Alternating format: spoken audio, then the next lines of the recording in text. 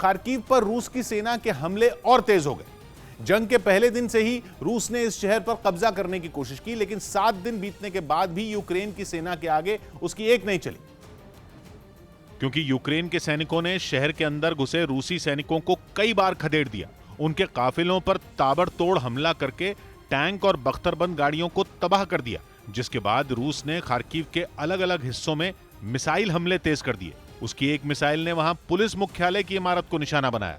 हमले के बाद बिल्डिंग की छत आग की लपटों से घिरी दिखाई दी। पुलिस के जवानों में अफरा तफरी मच गई। तभी इमारत की छत का एक हिस्सा टूटकर तेज आवाज के साथ नीचे गिर गया। थोड़ी देर बाद पुलिस मुख्यालय की बिल्डिंग की छत पर लगी आग और भड़क गई। नीचे खड़े पुलिस वालों ने मदद के लिए अपने साथियों को आवाज लगाई, लेकिन जब तक आग बुझाई जाती, उसने बिल्डिंग के एक बड़े हिस्से को अपनी चपेट में ले लिया, जिसे बुझाने में 10 घंटे से भी ज्यादा का वक्त लग गया। इसके बाद पुलिस मुख्यालय में लगी आग तो बुझ गई, लेकिन खार्किव शहर के दूसरे हिस्से जलते रहे। पूरे शहर में जहां नजर गई तबाही के निशान ही दिखाई दिए। और वहां से एक ऑयल टैंकर में लगी आग की भीषण तस्वीरें भी सामने आईं। बताया गया कि रूसी सैनिकों ने ऑयल टैंकर को निशाना बनाया, जिसके बाद वहां सड़क के एक बड़े हिस्से पर आग फैल गई। साथ ही वहां से उठे काले धुएं के गुबार ने पूरे इलाके को ढक लिया। खार्किव की एक टैंक बनाने की फैक्ट्री पर भी रूस ने मिसाइल दागी। इसके बाद वहां हुए धमाके की आवाज कई किलोमीटर दूर तक सुनाई दी। जबकि शहर के बीचों बीच भी रूस ने एक के बाद एक कई हमले किए, जिसकी वजह से वहां के आसमान में धुएं का बवंडर जैसा दिखाई दिया।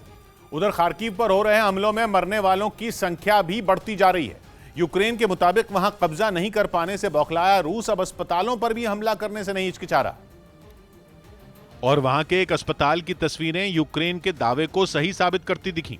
रूसी मिसाइल की मार से अस्पताल के कई हिस्से बुरी तरह टूट गए, जबकि उसके अंदर रखा सामान भी कबाड़ में बदल गया। खार्किव में 7 दिन से भीषण जंग चल रही है और इस जंग के निशान शहर के दूसरे इलाकों में भी दिखे। बड़ी बड़ी इमारतें मलबों में बदली हुई नजर आईं। सड़कों पर कई किलोमीटर तक सिर्फ टूटी हुई बिल्डिंगों के टुकड़े बिखरे दिखे। कई गाड़ियां जलकर लोहे का ढांचा भर रह गईं। इस बीच राहत बचाव में लगी टीमें हमले का शिकार हुए लोगों को टूटे फूटे घरों से निकालती दिखी। बताया गया कि रूस के हमले में वहां अब तक 25 लोगों की मौत हो गई, जबकि 125 से भी ज्यादा लोग घायल हो गए।